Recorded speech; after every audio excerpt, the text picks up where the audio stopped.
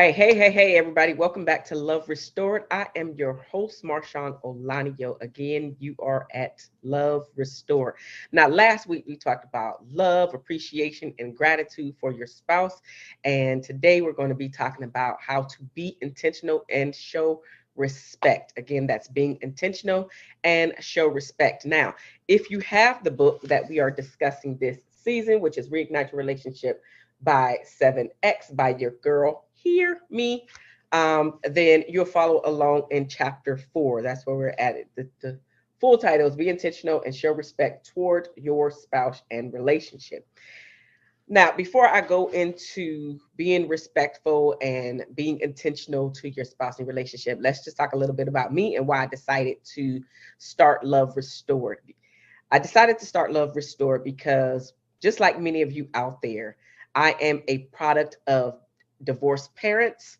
And because of that, I did not receive any of the tools, the strategies, the information to take me to the next level, to keep me in a healthy relationship, let alone a healthy marriage. And so, because I struggled once I got out there and started dating, I was married, and I just didn't know. I didn't have any clue what I was actually doing. The only thing that I knew is that I wanted to grow up.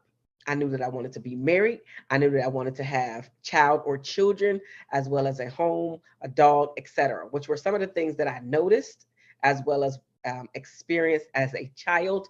And I wanted to grow up and have my own. But what I soon realized after getting into my first marriage is nobody ever sat down and talked to you about what your role is as a woman, as a wife, as a mother, as a friend to your spouse, as a friend to yourself, how to love on you, how to love on him properly, and how to really just be there for one another so you can create and build a sustainable relationship. And again, of course, a marriage. So, again, just like many of you, I was out here busting my head during the dating stages, and I was just trying to figure it out. Well, what I've come to realize from all of my data and research and having conversations with my exes to try to figure out why we didn't go to the next level, as well as taking courses and talking to some couples that really had it going on for plenty of years, decades, if you will. And I just wanted to get a better understanding of what that looks like. And now I'm here to impart to you the wisdom that was given to me, again, through all of the things that I just mentioned, as well as me just trying to figure out and work on the areas that were brought to my attention, specifically by my exes, where we didn't make it to the next level. Whether we didn't make it to the official boyfriend girlfriend stage, or we didn't take it any further past that. And so I didn't, I did not take offense to what they brought to the table. It was more of a learning experience. Let me hear it from the horse's mouth instead of trying to figure out what it was or what it is that I'm currently doing wrong. So then I can work on those areas, so I can get stronger in those areas, so I can become wiser in those areas, so I can become more aware in those areas. And that's what I'm doing with you. So as I talked about, we are discussing Reignite Your Relationship by 7X this season, and we are discussing chapter 4 today. And before we jump into that, I just want you to know that you are listening to Love Restored on KCCR, the Brownstone. Again, I am Marshaun Onlaniyan, and so for these next 30 minutes, we are going to be talking about being intentional and showing respect. Not only are we showing respect for our spouse, we are also showing respect for ourselves. We're not only being intentional in our relationships with our spouse, we are being intentional with ourselves as well. So we must be intentional in order to reignite the relationship. But here's the thing. If you are intentional, then you don't have to worry about reigniting it. It'll stay lit. The fire will still continue to burn if you pay attention of how you're showing up, the things that you're saying, the things that you're not saying, the things that you're doing, the things that you're not doing, and not doing this, pointing the finger and or blaming your spouse. Because here's the thing, it takes two It absolutely takes two to tango, if you will. It takes two to take down the relationship. And I get it. You may be saying, I'm trying my best. I'm trying my best. I'm trying my best. Well, that's all fine and dandy. It really is. And it is something that you should be doing. You should be trying your best each and every day. But at the end of the day, most of us didn't get the tools, strategies, or information, not the correct information. Many of us have been exposed to toxicity when it comes to dating and relationships, and especially marriage. And many of us come from broken homes. And so what I'm really trying to do is to decrease the divorce rate while simultaneously increasing the marriage rate, by you becoming more aware of yourself, by you becoming more aware of the person that you are choosing to be in a marriage with. So if we choose better, right, then literally this will absolutely coincide with decreasing the divorce rate. It will coincide with decreasing, or I should say, increasing the marriage rate. And truth be told, the numbers are out there. They did some research in 2020, and specifically during the pandemic, and they wanted to see what couples were saying about their marriages. And truth be told, that in 2020, based off of the research, the people that they surveyed were saying that they were more happier, that they were happier or more happy, right, to be in their marriages, specifically with the person that they chose.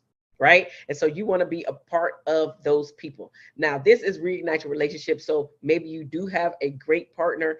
You're just trying to figure out how to rekindle it to make it just as fiery as it was before. So with this is exactly what this book is all about. Now, this book is not necessarily teaching you anything new, although there may be some things, depending on how much you've been exposed to relationships, how much work you've done on yourself, how intentional you are with learning these tools and actually implementing them into your life. So some or all of this information could be new to you, depending on where you're at, as well as some or all of it could be a reminder. And here's the thing, most of us know what we should be doing.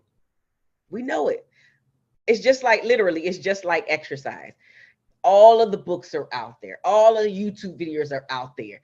Eat less, move more. We say exercise, but it really is getting up off of your tail, not just sitting in one place hour after hour, day after day, week after week, month after month.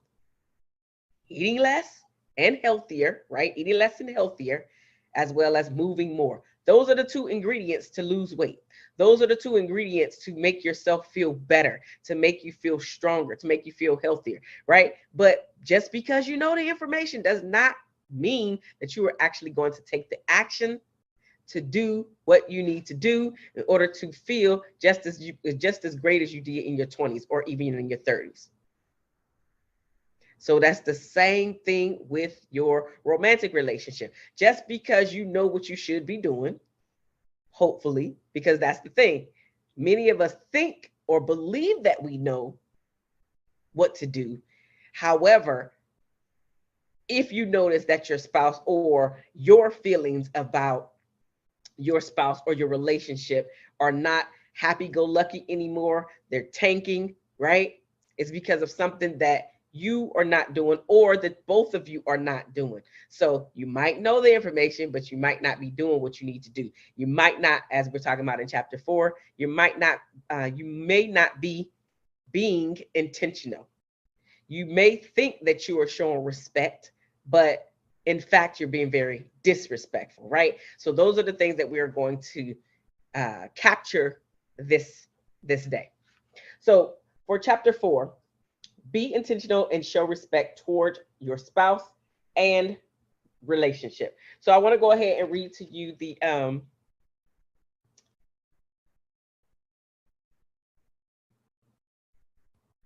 okay, so I want to go ahead and read to you the quotes that's in chapter 4. It says, be intentional to add to every person you meet every day. And this is by John C. Maxwell. Now, that I love this quote because being intentional, right? That's exactly what it says. Be intentional, which is exactly what we're talking about during this chapter. We must be intentional. And it says to every person that you meet, but guess what? That also includes, but is not limited to, your spouse. It also includes, but it's not limited to, yourself. And many of us, and specifically I'm speaking to the women right now, because a lot of times we believe that we have to be the sacrificial lambs, where we are putting everything on the back burner that we want, that we need, that we desire to have, and we are just giving it to our spouse. Or some of us maybe even putting it, depending on what your spouse did or how mature, let's be real, depending on how mature you are and how you handle things, right? You may say, well, I'm not giving it to him. I'm not giving it to him. So what you're going to do, I want you to pay attention to how intentional you are being with your child or children, or maybe you don't have children. Maybe it's your parents or your siblings, whomever it is. Pay attention to how you're showing up, the things that you're saying, the things that you're not saying, things you're doing, the things that you say that you're going to do. Are you actually doing them? Right? So let's talk about what being intentional means. It means done with intention or on purpose. Intended. So that is the definition of intentional. And guess what? Being intentional takes practice. It is not something that most of us wake up with and we have it. It's usually not an innate thing for most people. For some people it is, but it really is a practice that you must take on to say, guess what? I need to pay attention to this right here because I want to be better in this area. I want to be better in this area. Another thing is, it's easy to fall in love, sis, but staying there requires foresight, thought, effort, planning, staying connected, and a plethora of other things. But that is the intentionality of it all. Like, when was the last time that you asked yourself some questions like, what will your relationship or marriage look like in the next 5 years, 10 years, 15 years, 20 years, 30 years? What will your marriage look like? Now, this is how you be intentional, by thinking about your future and then sharing those plans with your spouse, as well as getting their idea of what the next 5, 10, 20, 15, whatever years looks like for them. What would they like out of this marriage? What would they like for your relationship to be headed? Are you guys living in the same house? Do you guys have more children? How does your bank account look? How does your physiques look? Do you want to travel more? Do you want to be retired? Like, really thinking about what your marriage or your relationship looks like years later. And this is how you are being intentional. This is literally how those couples out there that you see, that you may be slightly envious of, because they're growing and growing and growing. You see them all the time doing things together. They're intentionally dating one another. They're intentionally planning to do whatever the next thing is in their life that's going to make them happy. But not only are they doing things for themselves, they're absolutely doing things for their spouse and for their family. They are. And so now, just so you know, you are listening to Love Restored on KCCR, the Brownstone. Now, here's the thing. I want you to go and check out the Brownstone Worldwide. It's actually brownstoneworldwide.com. Check out what they have on there. Check out all of the other hosts that are on there, as well as download the apps on your smartphones and all of your smart devices. And that way you can listen to the episodes as well, not only from myself, but also from the other wonderful hosts throughout KCCR, the Brownstone. All right, now let's jump back into how to be intentional so you can create the relationship that you want or create the marriage that you want. The other thing, and I kind of talked about this a little bit before, which is, what are some of your goals? What are some of your relationship goals, together as well as apart? Because you also have a relationship with yourself, sis. So what are some of your own goals for yourself? Because you have a relationship with yourself, right? And then what are some of the goals that you have with you and your spouse. And then even on top of that, listen, we could take it a step further. What are some of the relationship goals that you have with your child or children? Because this is how you create these beautiful relationships, specifically to your spouse, but you also need to have a beautiful relationship with yourself. Because if you're thinking that you don't need to have a beautiful relationship with yourself, then this is how and why many of us are really failing to create and keep our spouses. You don't have any direction. And maybe your spouse doesn't have any direction. But we must have goals. One thing that I know about goals, and if you don't know this, let me just impart some information about goals. People that have goals are happier. People that have goals are more optimistic about life. People that have goals seem to have it all. And what I mean by have it all, it doesn't mean that they have met the goal that they wanted to attain. However, they are working toward it in some form or fashion. Because the opposite of that is somebody who does not have goals. And somebody that does not have goals usually is more pessimistic. And research actually shows that those people that do not have goals have a tendency to also have depression. It's like pessimism and negativity go hand in hand with depression. And you know what? I wanted to test out this theory. And so I asked a couple people that I know have a tendency to lean toward the negative side. And I just wanted to know, do they find themselves being depressed at times? And so I just simply asked the question. I know the research actually shows it, but I just wanted to see, do this kind of go hand in hand? And what I found is that it does go hand in hand. The times that I was asking them specifically, do they go through bouts of depression? All of them said yes. And all of these people are pessimistic as well as negative. Like that is their innate way of doing and seeing the world. Now, me, myself, I'm pretty optimistic. So I can't relate to the depression. I can't relate to not being optimistic. I can't relate to always looking at things as negative or seeing the glass as half empty. That's not my world. But I'm not judging. I really just wanted to understand and know. So if you can build up your mind and do the tough thing, figure out what your goal is and start taking steps toward it, you can really, and I'm not a doctor or psychiatrist or any of that, but I really feel that you can knock a lot of those depressive feelings out. Maybe not gone forever. Maybe some bouts will come back, but I think that they will become few and few far in between. Before you know it, you're not thinking about depression because you got other things to do. You got other things to do. You know that you got to show up and be X, Y, and Z. You're there. Maybe you even put some accountability in your life, meaning have an accountability partner. And now you're saying, okay, I got this. I know that when I show up on that meeting with my accountability partner, I have to have something to report, even if it's something small.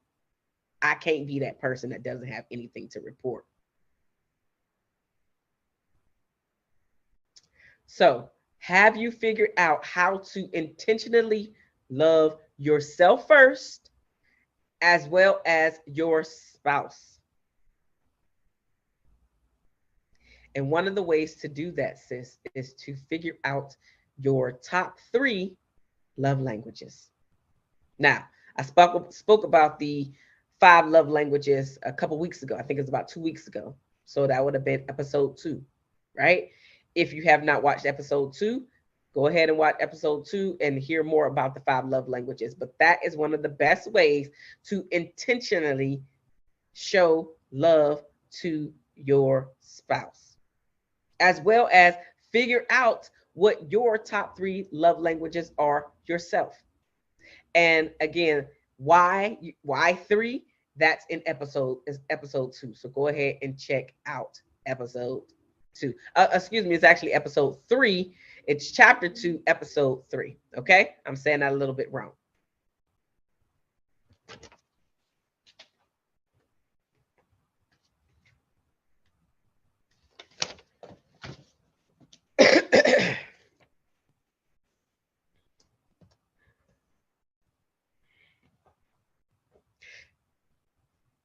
Now, finally, to wrap up being intentional, that's this portion of this chapter, is to think about this question. What one thing can you do to show your partner these feelings or those feelings of closeness? What is one thing that you can implement and really get good at that one thing? Because when we laser focus in on doing something, we have a tendency to do that thing. When we get scatterbrained and don't do the things, it's because we get overwhelmed by all of these tasks that we put on ourselves. So don't put a whole bunch of tasks on yourself. Think about this one thing and do it damn good. And then add on something else. Because now you have improved in the one area. So now let's improve in some more areas, because each and every one of us have areas in which we can improve even more. So again, I am Marshaun Onlaniyan. You are listening to Love Restored on KCCR, the Brownstone. If you have yet to download the app, I want you to visit the Brownstone Worldwide. Excuse me, I keep saying the. I want you to visit Brownstone Worldwide, okay?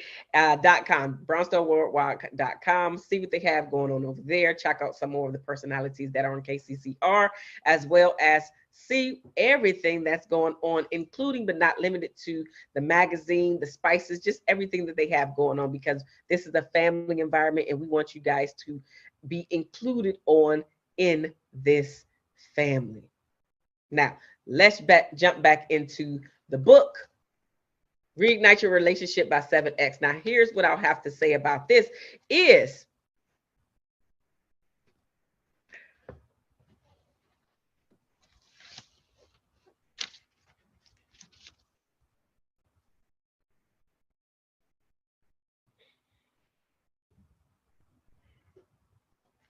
now, here's what I have to say about this book right here. If you have been getting value from this book, from these conversations that we've been having this season, then, and you want to purchase your copy of my book, Reignite Your Relationship by 7X, so you too can read these things and apply them to your life, then go to bit.ly/reigniting relationships so I can ship out your copy today. Again, that's bit.ly/reigniting relationships.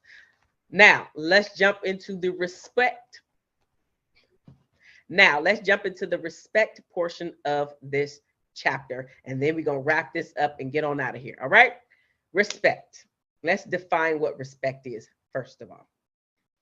It's described as a feeling of deep admiration for someone or something elicited by their abilities, qualities, or their achievements, right? And so when we're talking about our romantic relationships, I don't want you to just look at the romantic relationship as only giving respect to your man, right? I want you to look at it as mutual respect, right? Where you're viewing each other's wishes and values as worthy and taking them into serious consideration. So it's not just one person gets respect out of a relationship. Now, I'm saying that because men need, their love language is respect. Now, it's other things, as I mentioned with the 5 love languages, but their language is respect. And if a man is not feeling like he is being respected in his own home, in the relationship, in your marriage, then you absolutely have lost him. You've lost him. So just remember that it's a deep admiration for someone, your spouse in this case, elicited by the abilities, qualities, or achievements. So again, you want it to be mutual respect in the relationship, not just one-sided, where the woman is giving the man respect, but the man can just dog her out, show her no respect, give her just none of it. It doesn't work like that. Each person needs to feel valuable in the relationship. Each person needs to receive their love language. So love is love to women. Respect is love for men. You go hand in hand, right? And so what you want to do is eliminate that bad behavior. Eliminate it. Don't feed into the bad behavior, because once you start feeding into that bad behavior, the respect goes out the window. All of the ugly words, all of the ugly phrases, all of the digging deep, trying to cut deep into the wounds, getting down to the bone comes into play. And that's not what we're trying to do. We're trying to eliminate all of the junk, all of the things that do not serve us nor serve the relationship. But we have to be willing to give the thing that we say that we want. So in this case, if I'm saying that I need respect, guess what? I have to be willing to give said respect in order to receive it. The very thing that you want to receive is the very thing that you need to give. And I heard it put so plainly, which I love this. If you want more money, you need to give more money. If you want more love, you need to give more love, right? If you want more hug, you need to give more hugs. If you want more fill in the blank, you need to give fill in the blank. But in this case, if you want more respect, then you must be willing to be the first one to give more respect. You do not just get the respect because you are the man in the relationship. You don't just get it because God made you the man. Absolutely not. It's an earned thing. You're earning it by being the example of giving it. You are earning the respect that you want by being the example of giving it first, freely, willingly, openly, without ego, throwing ego out the window. That's how you get the respect that you want to get so badly. Now, what I'm going to do to wrap this up is I am going to list the ways to rid yourself of the disrespect. And it is, for those of you who are following along, it's on page 48, right? So I'm just going to list them really quickly, right? Stop. That's the first thing. Stop. Think before you speak. Is this being disrespectful? Or can it be taken as disrespect? Number one is stop. When you want to pop off, I know you want to pop off. No. Stop. Because once they come out of here, you can say I'm sorry, which is great. Yes, say I'm sorry. However, you have already caused some damage by popping off. So stop. Number two, think about how will you feel if he or she says the thing that you're about to say to him, to your spouse. How would you feel if somebody was saying that thing to you? Number three, I mentioned it, but here it is right here. Be the example. You must be the example in order to get whatever it is that you're wanting to receive. Literally, and not just respect. Being intentional, right? All of the things that we're discussing here, you must be willing to be the example first.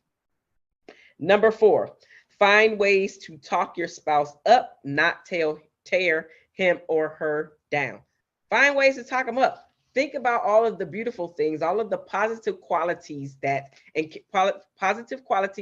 characteristics that your partner brings to the table, and focus on those things. because the more whatever you focus on grows, right? So if you are focusing on the positive side or the positive characteristics that your spouse is bringing to the table, guess what? That is absolutely what you will be focusing on, the positive. And it's true just as well for the negative. The more you focus on the negative, the more you're going to see the negative, the more you're going to feel negative about the partner that you chose, the more you're going to feel negative about the relationship or marriage that you're in. So now the choice is yours. Which are you going to choose to focus on? Number 5, do not use sex as a weapon. Do not use sex as a weapon. Don't do it, because both of y'all are going to be on the losing end of the stick. Number 6, apologize. Own your stuff, because there is nothing sexier than a person who can absolutely own, who can take responsibility for the things they did. Listen, today I was out and about and I literally made a huge mistake. Doesn't matter what the mistake was. I was out and I made a huge mistake, and I had to apologize. But here's the thing. The person the person was coming at me a little bit crazy. And I'm saying a little bit crazy because we weren't in person, but we were via text, right? And via text, people people become thumb gangsters, as Steve Harvey liked to call them. Thumb gangsters. They can say whatever they want to say, but they probably will never say that stuff in your face, right? So this person was being a particular thumb gangster today and kind of popped off. But guess what? I flipped the whole script and took ownership for my part in why this person was popping off. I literally defused the situation by me owning my stuff and not running away from it. I faced it. I was like, you know what? You're absolutely right. It is totally my fault. I didn't put it off on somebody else because the scenario doesn't matter. I took full responsibility for why the person was mad at me. And I said, you know what? I would be angry as well. And I feel terrible about what I did, because I genuinely felt terrible about what I did. Not just because I'm trying to save face. But the point of it is, when you take full responsibility for your actions, then guess what? You diffuse the situation from somebody thinking that it's okay to pop off at you. Because here's the thing. She actually apologized for being nasty in the text message. I knew you was being nasty, but instead of me being nasty back, I just took full responsibility. All of a sudden, I'm getting an apology. All I'm saying is you have to be intentional, and you do not have control over what somebody else says or does. You only have control over yourself. Again, I am Marshaun Onlaniyan. I'm super happy that you guys stuck around with me for this 30 minutes on Love Restored here on KCCR, The Brownstone. I am super excited. Again, go to brownstoneworldwide.com. If you have not downloaded the apps, then do it on all of your smart devices so you can keep up with me as well as the other beautiful personalities on KCCR, The Brownstone. I love you guys, and there's nothing that you can do about it. And I will see you next week where we discuss and I'll see you next week where we discuss listening. That's what we're discussing next week. Bye-bye now.